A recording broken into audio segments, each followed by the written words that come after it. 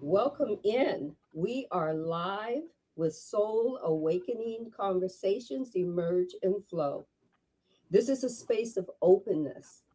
This is a space of curiosity. And this is a space of gentle truth.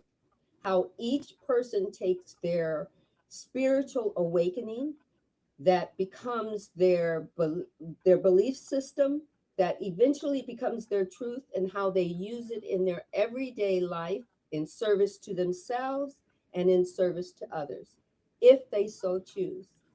Take what resonates and leave what doesn't. This is not a space to convince you to be anything or anyone that you are not willing to be all on your own. We are only sharing with you how we grew, what we went through, what we're going through, and how we chose to share it with others. So it's not meant to reshape you. You're the only one that can reshape yourself. We're just assisting with information. And information is, you know what? Infinite. It's infinite. There's an infinite amount of information there. You can choose what you need when you need it. I am so happy to I am welcoming Titus Glenn to sit down and have this cosmic conversation with you. Titus is one he's offering himself, his rootedness in his lived experience, in his spiritual embodiment, in his service to others. So let's welcome him in. Take what resonates, leave what doesn't. This is not a place to argue. I'm not going to convince you to be anything that you don't want to be. And I hope he shares with you some really good information. I've grown from just watching his videos and listening to him share. So I hope you grow too. Welcome in, Titus. Thank you. Thank you for having me. It's a pleasure to be here. Thank you again for the opportunity. All right. So so we're gonna get started. All right. Okay, Because let's get it. guys, when he agreed to do this, I went into meditation and I told the divine, I said, I've got to have these questions have Titus is deep. Okay. No, I won't say any more deeper than any of my other guests that I have been on, but I have watched him over this last year that I have, started following you. Mm-hmm. And when you were first on, it was just about your your awakening moment, and we Yes. talked about that. But now it's expanded because I I now understand. It's like I didn't know you were a reverend. You know what I mean? It just happened recently. We're going on our year anniversary in May, and that is exciting for me because it was under the one and only Reverend Dr. Yanla Van Zant. And Mm-hmm. so to be licensed under her ministry has been life changing, to say the least. The whole experience, the growing process, being able to sit with what I would say one of the greatest spiritual leaders, teachers of our time. Everybody don't get that opportunity, so I'm grateful. Yeah. I was so excited. It's like Reverend. And then on top of that, guys, the music, the songwriting. I mean, when I first started following you, I was watching you write lyrics Hmm. and share them. And it was like, and now you're teaching the vibrational frequency of how to um, calm your nervous system Hmm. and everything. So I'm going to start with these questions because I'm just so excited. I hope Okay. we can get through them because I went from 3 to 5, from 3 to 5, guys. So here we go. In your own life experience and your daily practice, what helped you reshape your, because, and this comes from, I'm also hearing you talk about deconstruction. So Hmm. this, where this question kind of came from. What helped you reshape your belief in God, your belief in spirituality, and how the universe actually works? I think for me, what helped me reshape it is realizing that my experiences in church were still real. And what I mean by that is that I've been singing pretty much all my life, but having a mic in hand and leading worship and the seeing and feeling atmosphere shift is a real experience. Okay. And so, um, really deconstructing what that was all about really has pushed me to study uh, study music, study what the presence of the Lord is from a scientific point of view. So, really, to answer your question, what really pushed me down this thought pattern was God, source creator, divine intelligence. What was that experience about? Because to lead people in worship, prophesy, speak in tongues, and not just do it, but to have moments to where you see things come to pass. There's been prophetic utterances that I have given to people that I have seen manifest. And for me, I could not just throw it all away because I've seen some things. I've had some experiences. So Right. to answer your question, really being more curious about what it was that caused it to happen, how to create those moments, and to even have conversation with those that are unpacking the journey for themselves, because it really can be triggering and daunting when you have experienced God in this churchy way, but then what do you do with all that experience when you are spiritual or still want a connection with God, but don't really know how to uh, connect what your experience is now with what it was then? Yeah. And and like I've told a few people, I started this, I think, from the moment I came out my mother's womb, uh, asking, embodying these embodying questions. I didn't know at that time, being so young and asking all these questions every time someone would talk about the I guess uh, origin nature of Adam and Eve, because Mhm. I grew up Baptist. Okay, Okay, so, and Northern Baptist, very different from Southern Baptist. for sure, A little more lenient, but not really. for sure. They had their strictness in their own way, and Hmm. so I was always this kid that drove all the adults that were in church crazy, because I was always asking questions when things just didn't seem right to me. Okay. I would ask. And of course, they would send me home with a little note pinned on me. You know, and take care of your daughter. She's disruptive. And my mom would always go, okay, what question did you ask now? Mm. And I would sit there at our kitchen table, and I would say, well, I asked this because it just didn't seem right. And if she didn't have an answer, she would say, go back and ask again. She would give Mm. me permission. Oh, you annoyed them, go annoy them some more, because that's a legitimate question. So So for sure. I think I think as a kid, I've always been deconstructing. Mm.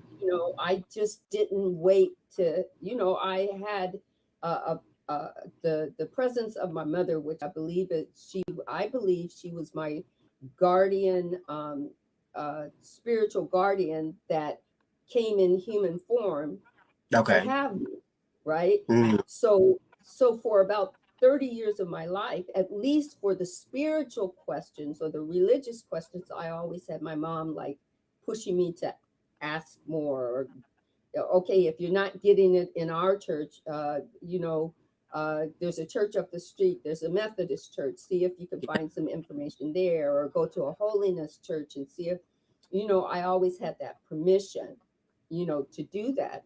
So I think now that I think or listen to how difficult some people are talking about their deconstruction is, I go, oh, I didn't know it's that difficult, because because they've been sitting there longer than maybe I had, Hmm. and nobody gave them a choice to keep asking. Yeah, I think it can be difficult just because when you start asking the questions, not everybody's willing to answer, or they don't have an answer.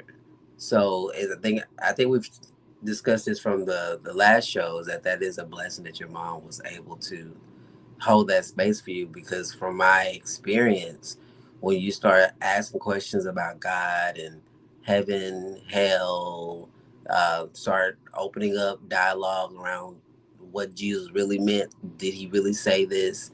And even last year, one of the biggest things that I discovered is that the gospels are anonymous. But who knows that? Who knows that in regular church? Even last night, I was talking to a guy I just met, and we were just having a conversation around most preachers, pastors don't even know the history of the Bible, but yet they start Right. churches because I'll say in our culture, once you feel called by God, you can go sit under somebody for a couple of years, and then they'll release you to start your own church, but you don't even have any knowledge of the Bible in itself or where it came from. A lot of Christians don't even know, especially African Americans. I think this is really big. Like, they don't know that the Bible that we were given, like, we weren't even considered to be human in some of these time frames. So to have this gospel uh, to be preached to us, and for us to hold on to it, is diabolical in my opinion. And that might be too harsh for a word, but it's like we were not, especially like King James, we were in slavery. Like, so you have a Mhm. gospel that is being moved throughout the world for uh, people who are in slavery, can't really be free on their own, not free to worship privately, but yet we are being preached to from this Bible that we were not even giving or privy to even have questions about. And I think that in itself has not left a lot of our Black culture. I've Mhm. heard somebody say that Black people hate everything about slavery except Christianity. And I found that very interesting. And I'm not saying that you have to hate your faith, but I think a lot of people have been afraid to question that faith because of what it has brought to them. And there is a certain the word prestige that comes with being a Christian. It's like you get certain privileges for now, in a way, if you say Right. that you believe in God and that Jesus saved your life, and it's like the medal to keep to have. Yeah, because I think one is because my mom passed away when I was about 30-ish, 31, 32. My children were still were in preteen stage, and like I said, she was the kind of like the wings behind me that Hmm. let me keep asking those questions. So by the time I got to my 30s and she passed away, and I was still looking for, I think at that point, a church home, Mm. right? Um, and trying to, also trying to find my place in all of it, because I knew that I knew, not Mm-hmm. I believed, but I knew that I knew that God was very close, you know, Absolutely. but because I was, I was grew up in that religion that said God was out there.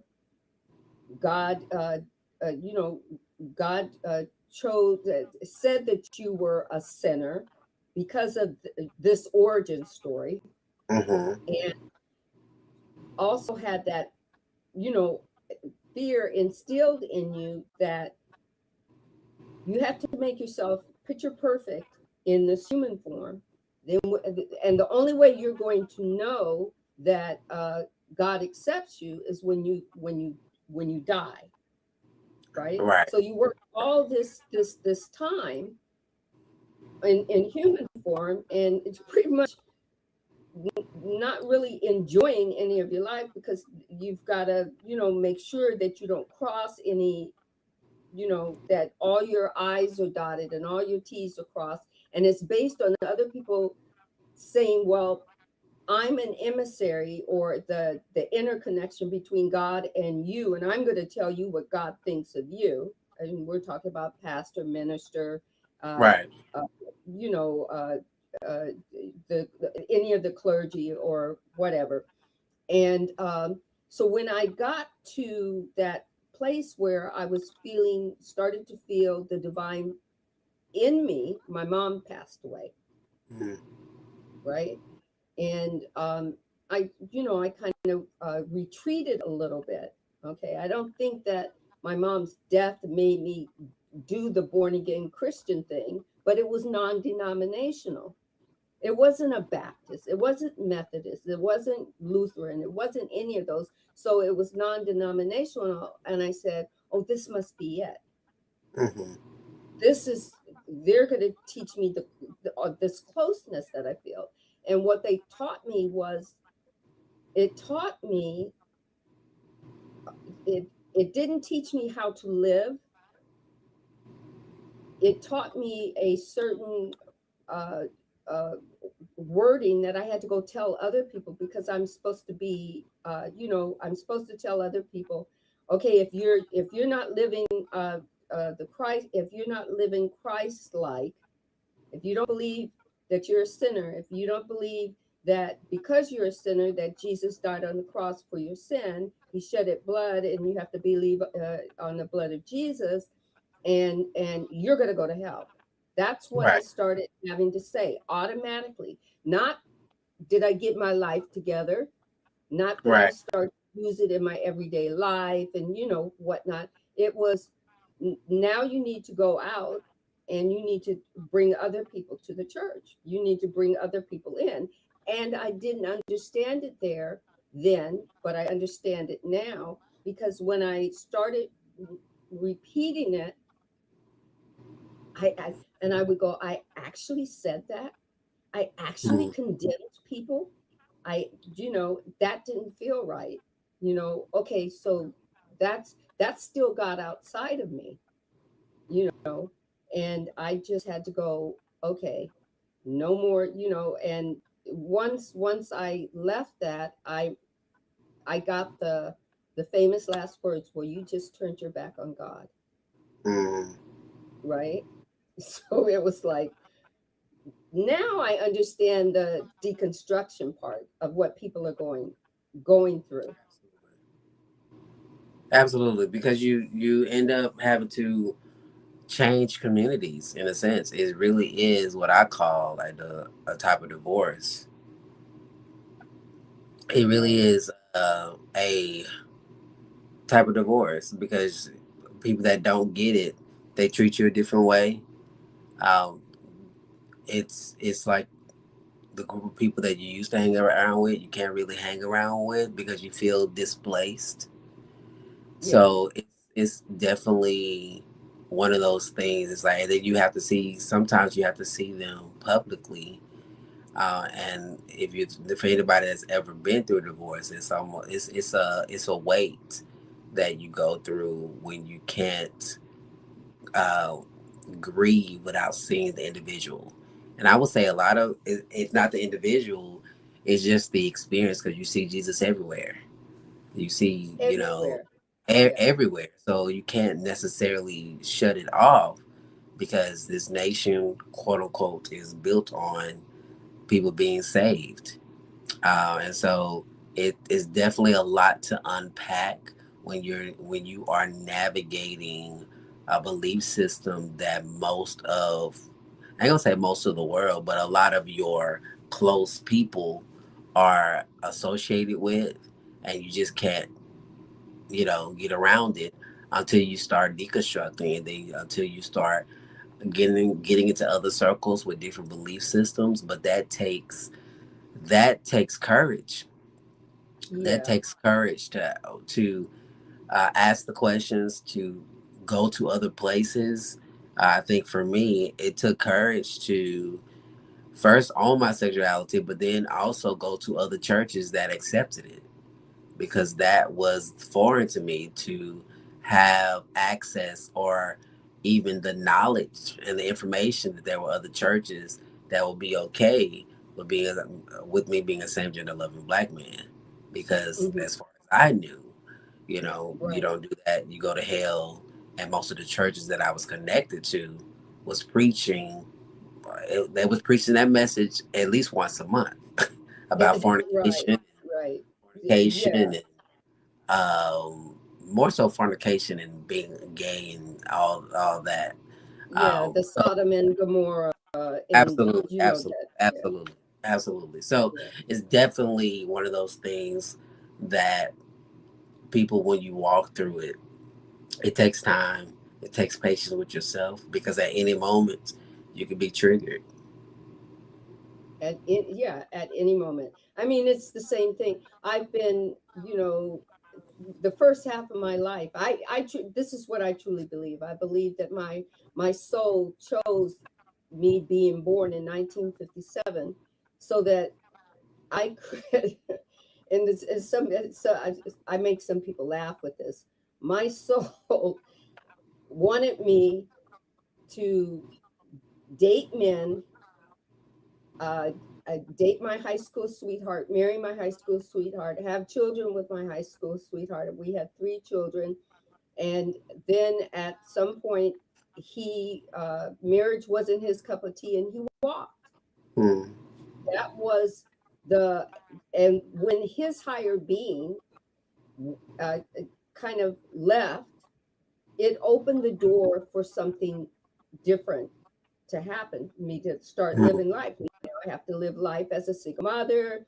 The church was telling me you need to go marry, get get another, get a good Christian man, because you'll never be able to raise your kids by yourself. That's not a given. Your kids are gonna, you won't be able to hold family together. I mean, all of these things, and this is, there's no support there, right? Plus, Right. my ex-husband was not a Baptist.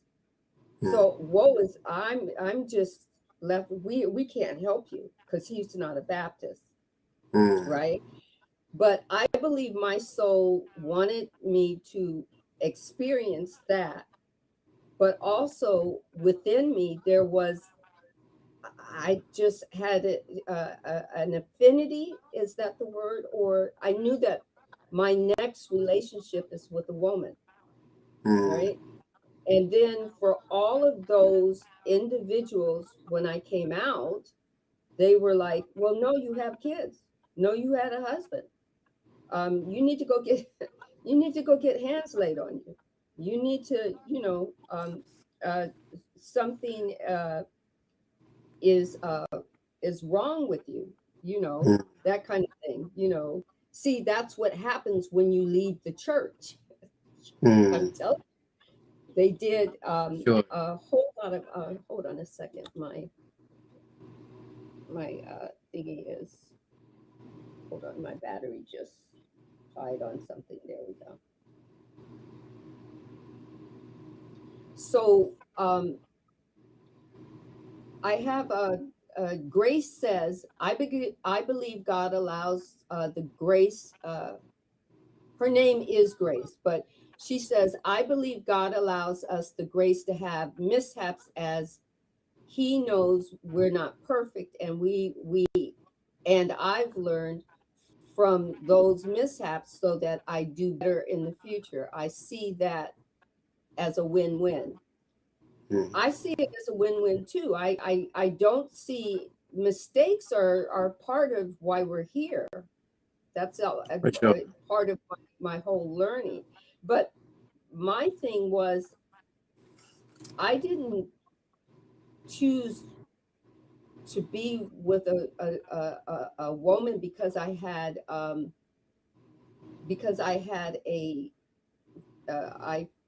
was dis I discombobulated from my ex. He just left. It was just a, matter of fact, we're really good friends now Mm. because I learned to surrender and just let it be, and that opened me up for when he decided he wanted to have an apology, and I could say, yeah, I get it. I understand how energy moves. I understand that if it was not for you, things we would not be the way we are now. Mm. There wouldn't have been energy and room to or doors to open for me if you had not if he hadn't said, well, marriage isn't what I thought it was going to be. We were 21 when we got married. Understood. We were babies. We The were, ba- yeah, my mother was trying to, and his mother was trying to convince us, well, wait a little bit. Why don't you wait till you finish college? Why don't you wait till yeah. you do this? And no, we were just stubborn. We knew it all, right? That kind of thing. So actually, you have answered the second question with the first question. Okay. So, and the second question was, you support people in deconstructing belief systems that have kept them in fear and victim consciousness. From your experience, what shifts internally when someone begins to reclaim personal responsibility and or personal sovereignty? Do you want Oh, to add that's really anything good. to that? I would add. I mean, what shifts? I would say is your willingness to discover that you can trust yourself. And I say that because when you are deconstructing, you have to start to lean in to what do I believe? And that takes self awareness and self trust.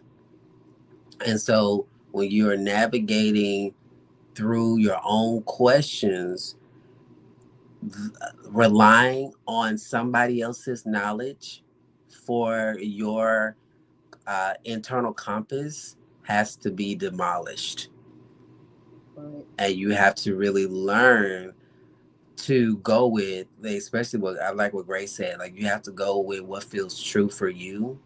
And a lot of people don't have access to what feels true for them right off because they have given a lot of that over to what the Bible says, what my mama's saying, what the pastor says. And you have to, that compass has to shift to, okay, they said it, but what do I feel about it? And sometimes that takes you having your own experience with it before Hmm. you can decide what it is that you actually believe about it. And Exactly. that in itself can be scary because the experiences that you might need to have to figure out what works for you, there's a somewhere in your brain that says that's wrong, don't do that. And so some of your experiences come with the fight because you have not given yourself an opportunity to be open to say, let me just try and see if this is even for me. Exactly. Exactly. I think also I was talking to a young man. It was just a conversation. It didn't start out to, it was just a hello, how are you?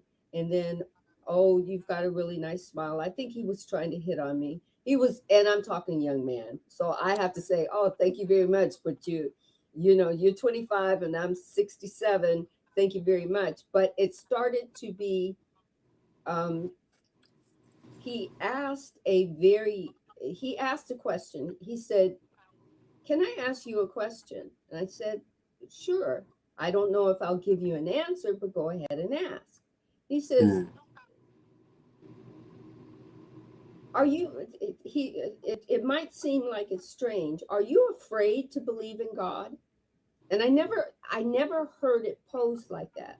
And I Mm. told him, I said, I never heard anyone pose the question. I've usually heard people say, do you believe in God? He says, well, for me, I find it perplexing because I'm trying to find God, but when I'm asking people, just random people, they're afraid to tell me where they where they for them.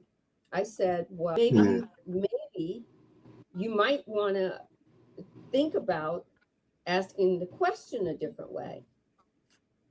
But no, Okay. I don't fear. But then I answered his question. I said, but I'm going to answer your question as best I can. I don't fear finding God. What I think most people fear is they fear the origin story of the God they find. Mm. It might not be for their highest and greatest good. And when I answered that, for him, it was like, oh, that's an answer for me too. Mm. Because I think in deconstructing as my adult self, I hadn't got to that point because when my mom died, I think everything got um, buried in a little deep hole. Mm. When we laid her to rest, I think that got laid to rest with me because I'm going, okay, now I just got to really focus on how I'm going to keep raising my kids, single kids. They're all becoming teenagers. Oh my god, my mom's gone, and she was kind of like the one that was kind of the wings, behind me. Yeah, How am I going to do for this? sure. you know And I thought about it. She gave me permission to ask all the questions that would keep me uh, not searching for God outside of myself, but gave me permission to search for God within myself. And when she kind of left, I don't think there was anybody there to protect me from all those people who want to suck me back into where I came from. Mm. Not where I came from. All the hurdles that I had jumped over, getting away from that wasn't for my highest and greatest good. I just didn't know how to protect myself from that. So I told him, I said, I just, I think that you don't have to do anything. I think that you can seek God from within, but you have to find out from which part of within that you need to seek it from. For sure. Do you think, and this is not a question here, but if you were to answer his question the way he asked it, are you afraid to seek God? How would you answer that for him or for yourself to him? I would say I don't think I'm afraid to find out who God is. I think that for me right now the question is finding out who I really am. Because that for me they're one and the same. And that's the path I'm on currently. Not saying that I'm the Mhm. all powerful God or you're the all powerful God, but the way that I am leaning and discovering who God is the idea that in this consciousness, God wrapped himself in this particular flesh, which is you and me, and chose to live life this way. And so to go on that journey to discover who you are, that is scary because you find out how powerful you are, how much of an influence you have in the reality that you choose to create. And in that, you begin to you begin to question yourself. You begin to sit with what's true, what works for you, what doesn't work for you. And once you start to manifest, once you start to realize how powerful you are, it's almost like you start paying attention to everything. Oh, What you say, that was. do, I wish you how were you in move. the room when I was having that conversation with him, because that is a much better way to say it. Mm, Because I think he was searching for a reason to be okay with searching. mm. But that's the thing. I think for me, is like, because we're human beings, we thrive off connection, and that's for me why the fight is to control connection with people in God is really, if you control that connection. I was reading somewhere, if you control that connection, you are pretty much in power. And so that journey, or the willingness to say, I want to be in connection. I think that's the be in connection with God. I think that is the universal thing that a lot of people go after, right? So that's why they pick a religion or choose a religion or connect with a religion, because it gives them access to something higher than themselves, purpose, Hmm. meaning. But the real work when you discover that this higher being, that you are connected in ways that you can't even realize on this human playing field. So Right. to answer his question, it really would be more around being more afraid to be in connection with you, as if you were in connection with the God of your understanding. Ah, yes. Yes. Welcome in, Yeah. Casey. Um, Grace also says, she says, and I love this. Grace, why are you in my head? Okay. This is something that I used to wrestle with for a while. She says, I associated the word with God with churches that I attended, and it turned the word sour. Then, through meditation and research, I learned the word God is just a word. Mhm. It still falls under the universe and unity. I And love that. this is the same thing. It's like God for me had turned into a word that man was using for themselves. For That sure. so for me it was, and that's why I was asking so many questions, especially as a teenager, because I would hear God is this, and I would watch the the pastor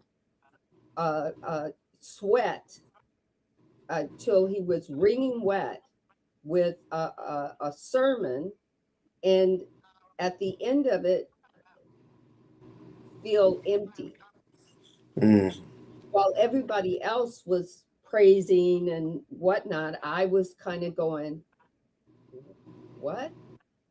mm. You or looking at them throw the word God around whenever they wanted people to do exactly what they wanted them to do. Well, God says, and that kind of thing. So, and I like grace, I associated it with church. Yeah. Okay. I mean, that's a But powerful awareness, that's outside of me. because that's been I guess that's the textbook for church. If you want to be a part of a lot of organizations, you got to read that book. Um, but the harm comes because, again, people don't really know how to interpret it unless Mhm, they actually study, go to school, and most do not. They mhm. study based upon their own revelation, and then they start looking for scripture to support their revelation, not having history of where the Bible came from, no history of the dialect, what was going on in the culture, so many things. And so I I I just really I have had to really pause and just let people do them Right, to right. be at peace that that book in itself is man-made. It has a lot of universal truths, but when applied inaccurately, it does a lot of harm. Yeah. And so for me, the Bible in itself is a book of the mind, especially when you start looking at it from a metaphysical point of view.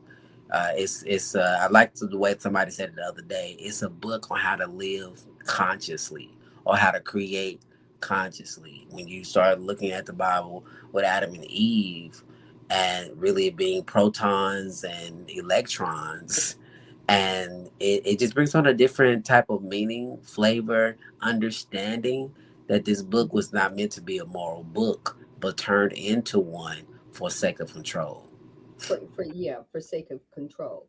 You know, about the 16th, 1700, in that year when it started getting translated and used to con, you know, if we can control the people, if we can tell them that they're sinful, and we can tell them that they can work to this, to get to this in to get back into God's good graces, and we just, you know, rewrite a few things. We take out a few, you know, letters or notes or whatever, you know, was a compilation of this book.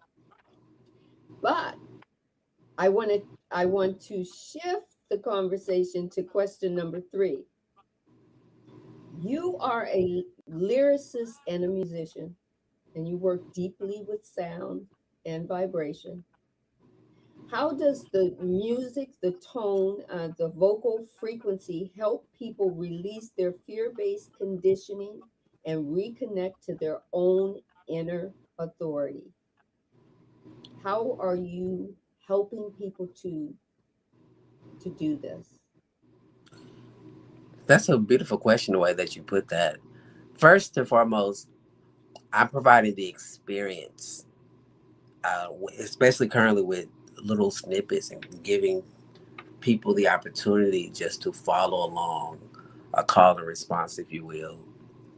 And the way that that is really taking shape is very beautiful to see, because a lot of people are not aware of the power of their own voice.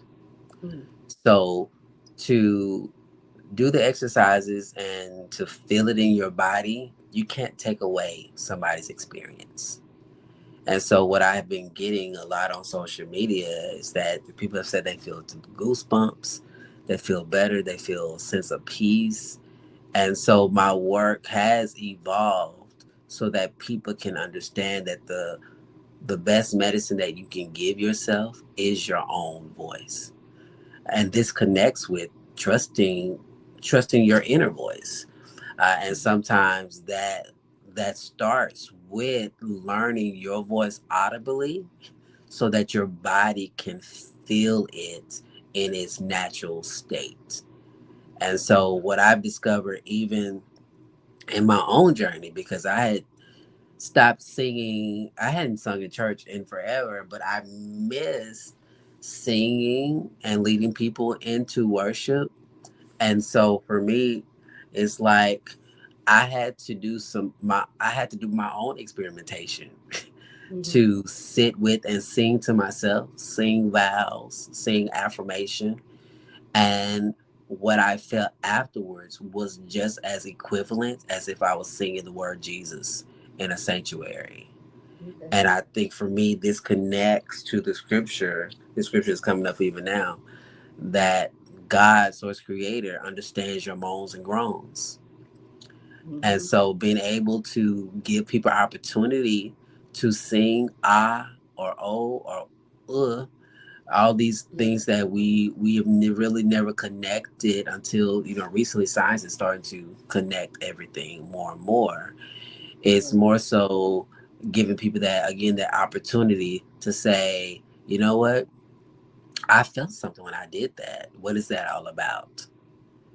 And so um, I am leaning more so into the research with how it's connected to chakras. And the biggest thing for me is understanding that music is spiritual. It's so spiritual beyond words, and it goes beyond words because when you start to connect on a scientific level, that music goes past your frontal lobe, which is where you think with logic. So to have this information is really life changing for me because it also supports in the work that it takes to deconstruct, because there's layers that we gravitated to on the dogma in Christian songs, because it literally went past our logic and into our amygdala where the flight, fright, freeze zones are. And so what I am embarking upon is giving and creating opportunity for people to experience their voice, and then replace the harmful lyrics with words affirmation that can rewire your brain so that you can trust yourself and that you can trust your voice. Yeah, because when I used to, now I was mesmerized because both my mother and my grandmother sang in the choir. Okay. Okay. Okay. So, and I think my mother and my grandmother just solely went to church just to be in the choir because they had phenomenal voices. Okay. And Okay. they were these women that were my grandmother at 70 something had a live-in boyfriend and the whole thing. So she was not the Baptist woman that you would think she would be. You know what I mean? But Mm-hmm. anyway, I that just makes me laugh when I think about it. But so I would be mesmerized with both my grandmother would be at 8 o'clock service, and I would be mesmerized with the choir as they would come marching into the sanctuary, For uh, sure. for sure, and to the march of the music and everything, and to their voices, yes, the octave, and like Leah's, she's got musical notes there in the comments, the musical notes. But as soon as the words started, Titus, it brought me down Mm. because they were talking about how you were a wretch and how you needed to, Lord, come save me, and it was like, what, Yeah. and yeah, and the same thing with my mom. She would do 11 o'clock service, and they come marching in, and it would be high stepping, and a little Sure. bit of dancing, and the music. But as soon as the lyrics came into it, nothing against the choir itself, but just listening to those words, it was not something. I didn't know the word then that I was searching for, but it wasn't something that I wanted to embody me with. For It sure. was, For sure. yeah. Yeah, and that's part of my awareness now. When I even go to listen to gospel music, a lot of the gospel music I have to reword metaphysically in order Hmm. to really sit with, because I understand the power of music and I understand how music affects the brain. And in order for me to feel and be aware, let me say now, I don't want to say feel, but be more aware that I am already whole, some of the work has been deconstructing and rewriting lyrics and rewriting. I ain't gonna say I can't rewrite the gospel songs, but I can hold space to reimagine what some of these songs would sound like if they were written from a metaphysical point of view versus a dogmatic approach. And I found some very, very powerful things that have come up when you go back and unpack some of these gospel songs that are very dogmatic. Right. So, because the music is very powerful when you get into just vibrations and harmonics. There is a sound within the sound with music that people are not aware of. So there are Like other affirming the language of, it's not like you were saying. Also, I remember it was a short that you did about supporting the nervous system, or mm-hmm, regulating the nervous system, the sound, the music, and the affirming language to affirm, uh, to support your nervous system.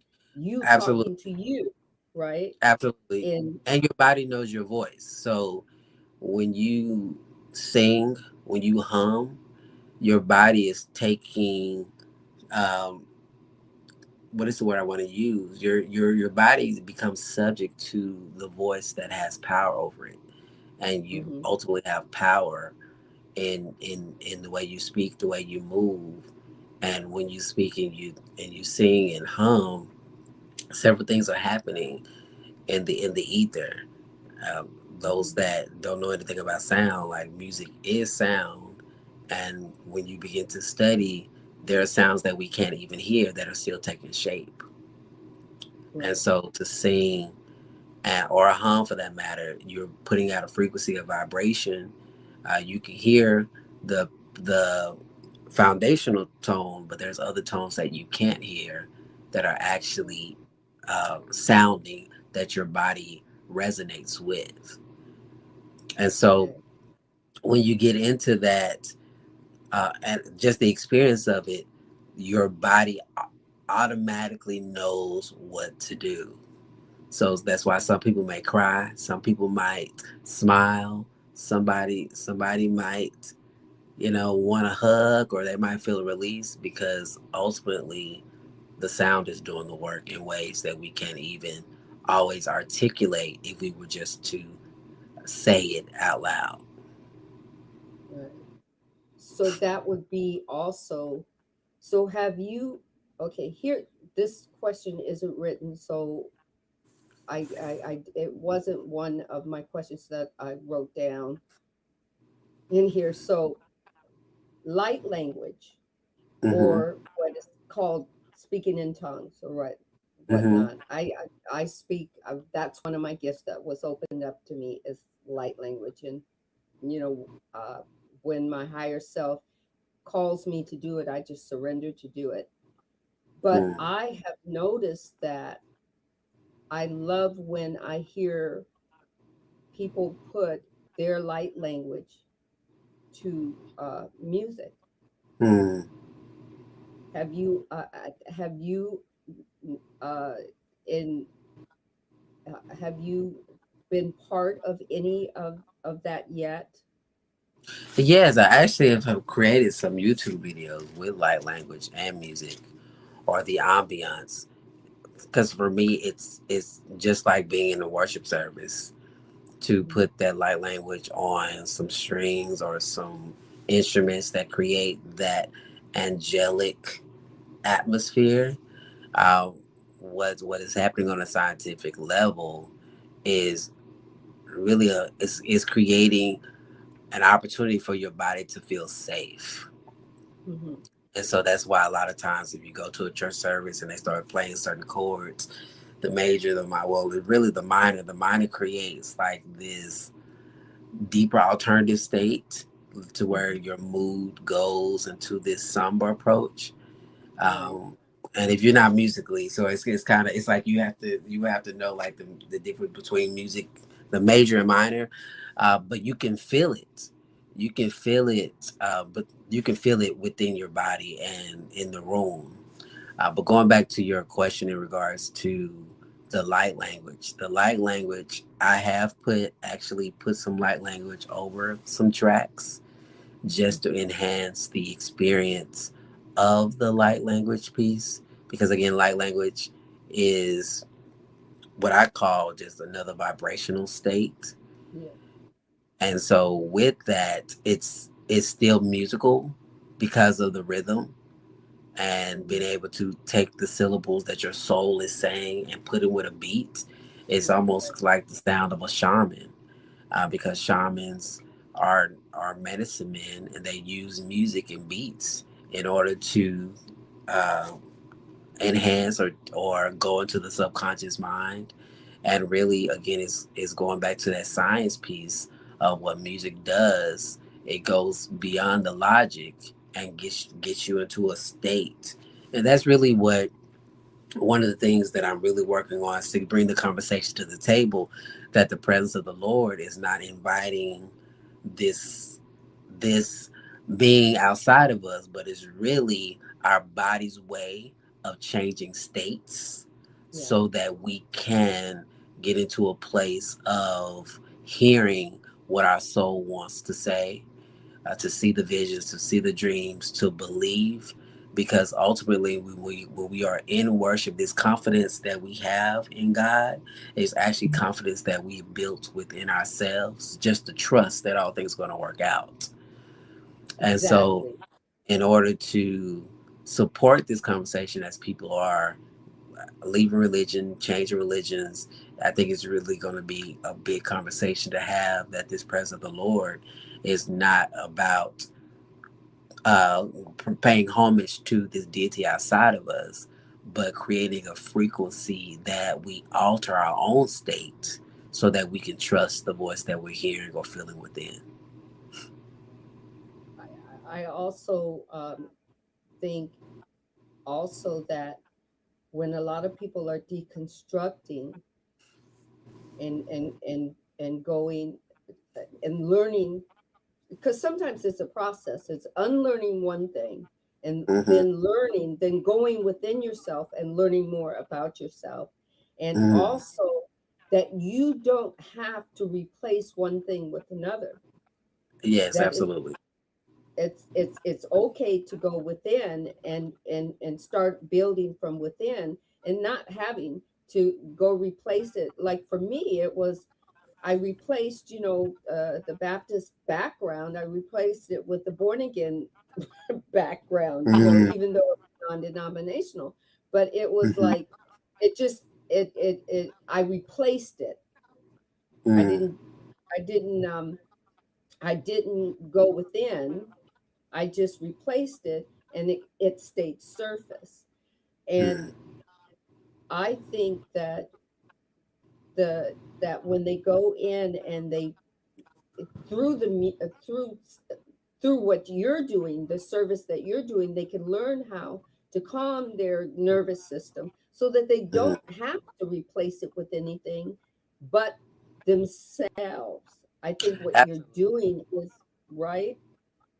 Absolutely, you can keep it, you can alter it, but it's really learning how to go within to trust what you hear and trust the power that you have to change, alter, and do what works for you. And I believe that when you begin to sing and use your voice as medicine, it's hands down a whole life changing experience, because you don't have to have anybody, quote unquote, lay hands on you. You can create the environment yourself. Um, Exactly. or you can go into other spaces and be able to sing with other people without having this fear of how you sound. Yeah. So, yeah, it's definitely a beautiful experience to have, to be able to sing, create this sound within yourself so that your nervous system is calm, and so that you can move throughout the world without feeling anxious all the time or feeling irritable all the time. You legit have something that you can do to calm you down, and put you in a space to be able to deal with life, period, point blank. Yeah. And there's so much research that is opening up to us on even the connection with the nervous system and the chemicals that are even released when you sing. And I'm fascinated now because there's even research and conversation around how deep your tongue goes, and if my memory serves me correctly, your tongue goes all the way down into your gut area. So when you are singing and humming, like you're not, you are there. There are certain nerves within your body that's actually getting a form of vibrational treatment Right, that right. this supports your entire body and how you're made up. I remember there was a short that I saw you do, a reel that I saw you do, and I saw you speak and not do, like you're not entertaining. Do you know what I mean? But Hmm. you were speaking, and I came in at the end of it, and then of course when I went to try to get back to the beginning, of course it moved, it's it scrolled, and I couldn't get Hmm. back to the right to the right one.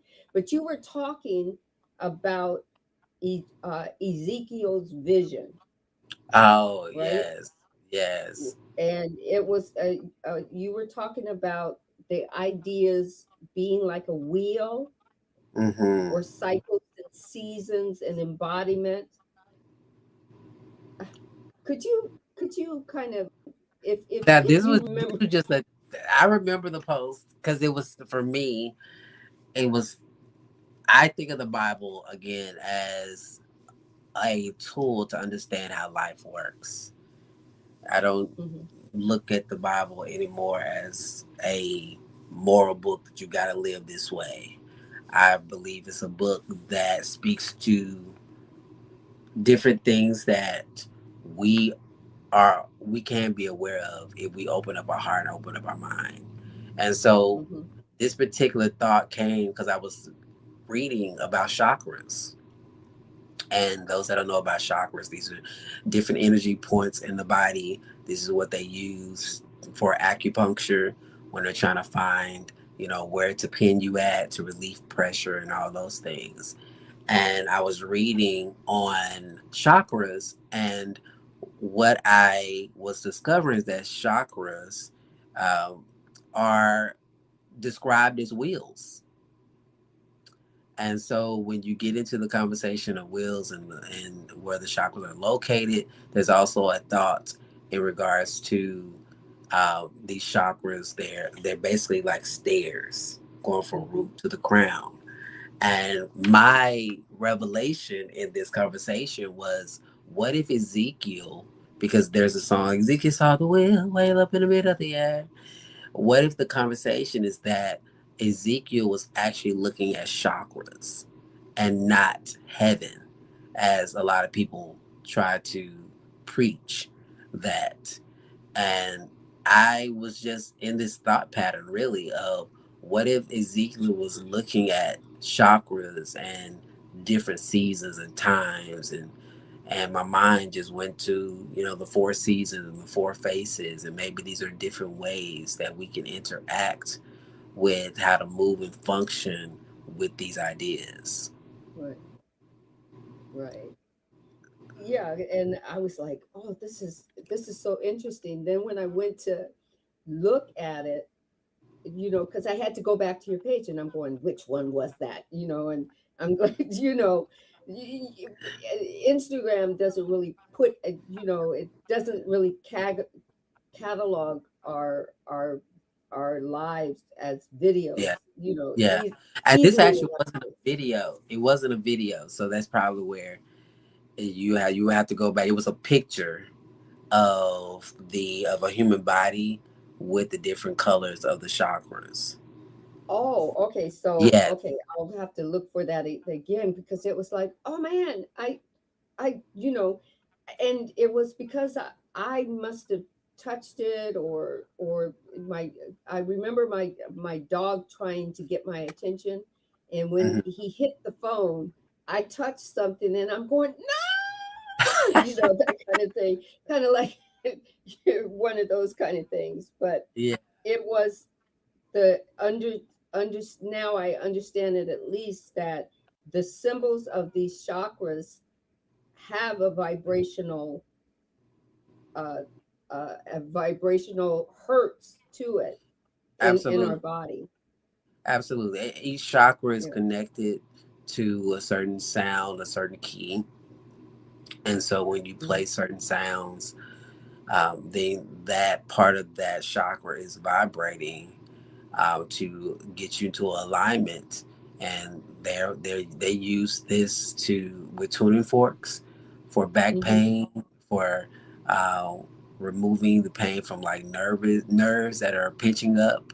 And they're Mhm. finding, and there's research that shows that the vibration from the tuning forks will get in there and do it right. Okay, so guys, you might hear me say this and go, well, why did she even go there? TMI. But when you're when you've gone to the bathroom or you're going to the bathroom, whether you're urinating or taking a dump or whatever, Hmm. your body has these uh, uh, vibrational. We think of them as feelings, but when it's moving through each, uh, I don't know what you would call it, each uh, portal Hmm. of how it moves in order for it to be eliminated. I found for myself that I can feel the different vibrations as it's moving through to if I'm not in a hurry, and if some people go, I gotta poop and just get this done.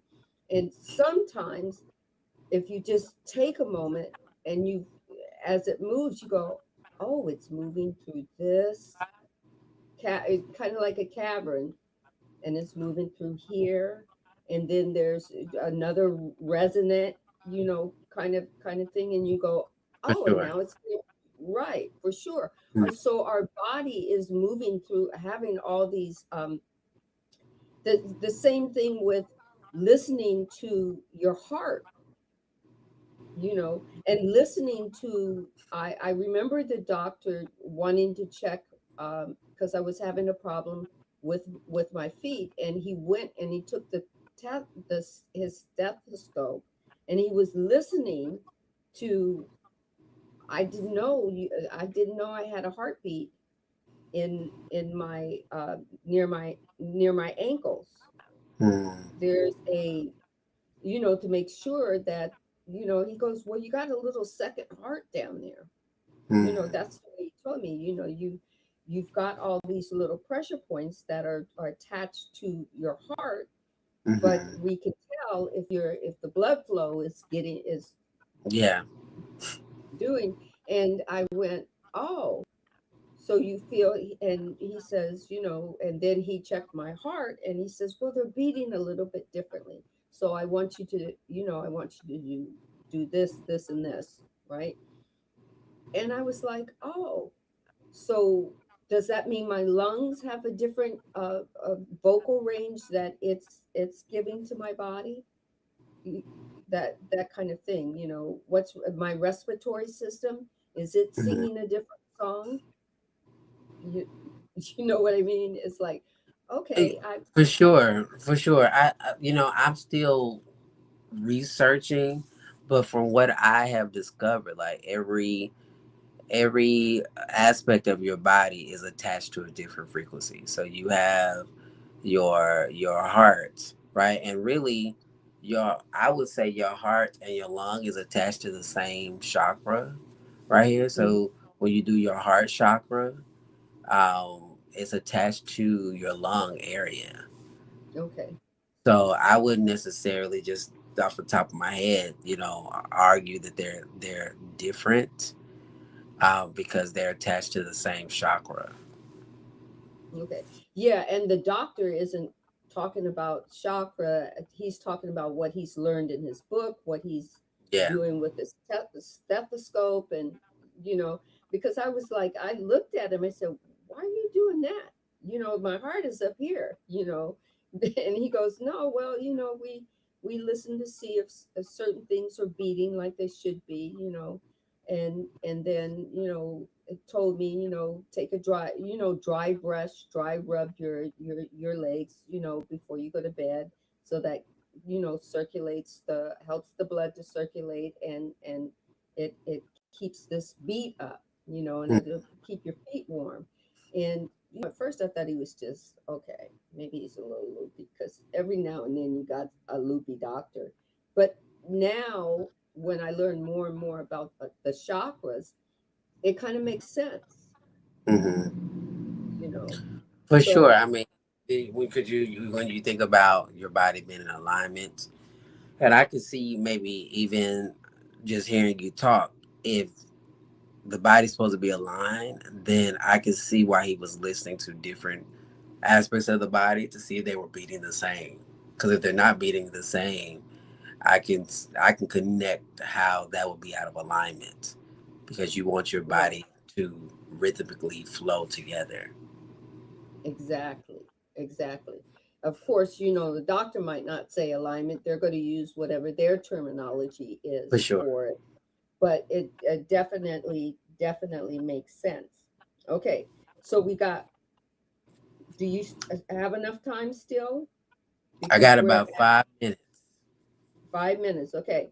So my sole spotlight question is, when someone begins shifting from being told how to experience God, uh, towards discovering a new direct and intimate relationship with the divine within themselves, from your lived experience, how can you how can you help them understand their that transition?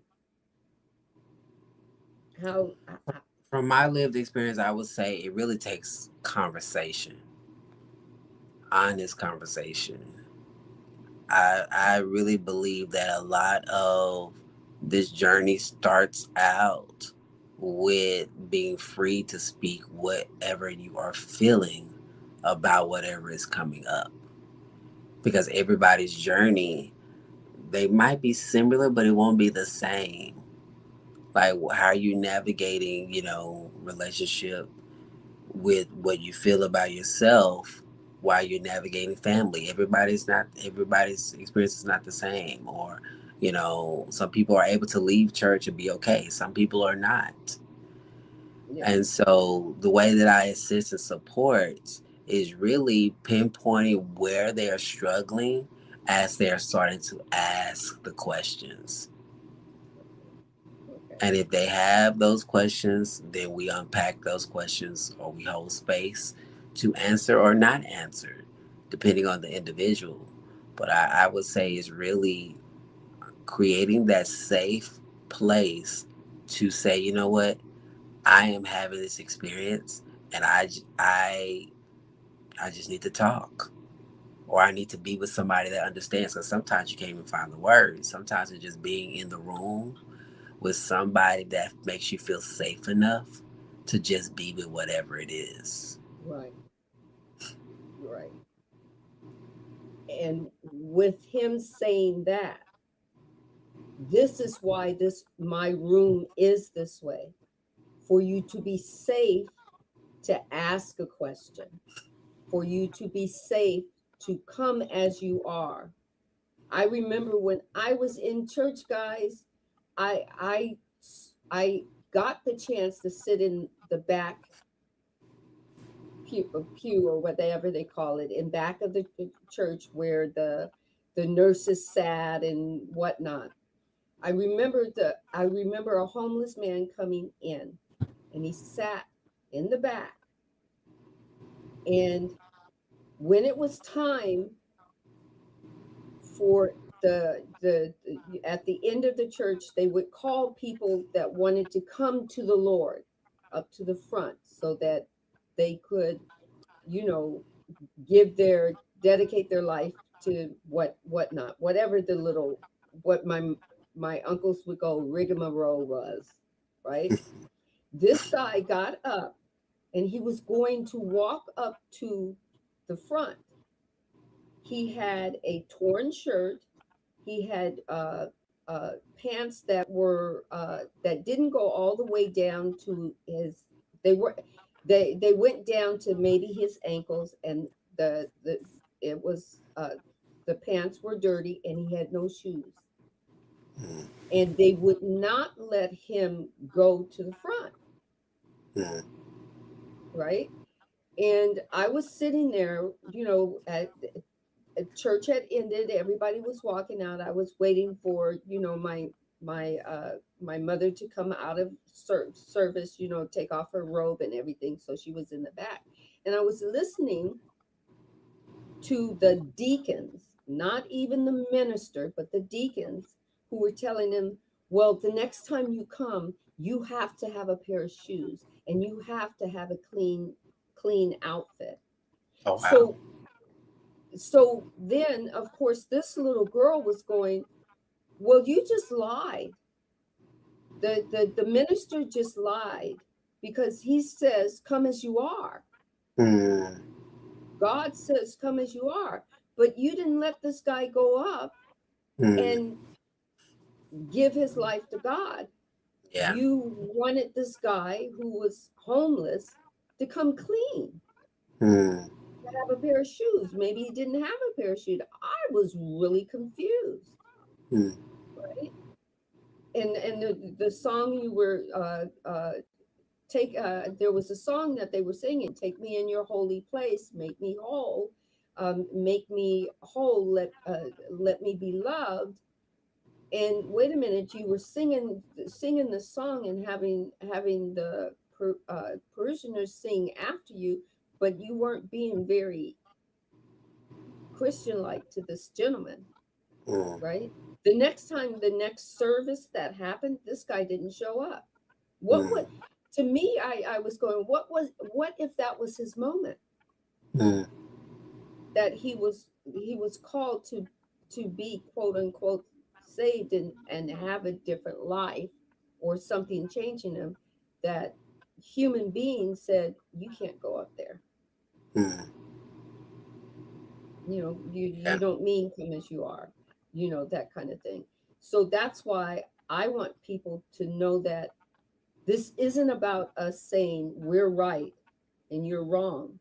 This is Absolutely. us saying, this is what we went through, and this is what we're sharing with you, and this is what we're going to suggest. And then you, as uh, the individual, gets to choose what's for your highest and greatest good. Take what resonates Absolutely. and leave what doesn't. All Absolutely. right. So I want to thank you for being part of this soul conversation. I want to thank you for being part of this emerge and flow. And I want to thank you for sharing you with Thank you us. for the opportunity. Thank you for allowing me to brace your platform, and I echo, what you've said. Like that we need more. We need spaces like this, and so I want to invite those that enjoyed the conversation to follow me on all social media, Titus Glenn Official. And if you're looking for a spiritual community, check out the Inner Chamber, some place for spiritual creatives who are on their journey of personal and spiritual development. So thank you so much for the opportunity. Okay. And um, will you send me your YouTube page, so I will. that when I save this on my YouTube, I can list you as a collaborator? Yes, absolutely. Okay. Absolutely. Okay. Definitely. And Titus, I also upload this to my Spotify as Okay. well. My Amazing. Spotify pod, podcast as well, just to let you know. I let everybody know, just in case some people don't want to be on Spotify. I totally I just understand. Yeah. understood. Thank you so much. So everyone, thank you, Leah, thank you, Casey, thank you, Grace, thank you for putting your comments in there. And for anybody that sees this in replay, take what resonates and leave what doesn't. This conversation is for, not just for us, because this is how we've grown. This is for you, so that you can grow and expand and eventually evolve, because that's what we're all here to do, is grow, expand, and evolve, and then wash, rinse, and repeat. It's not about getting it right. It's about just having a journey. Thank you so much for being part of this moment.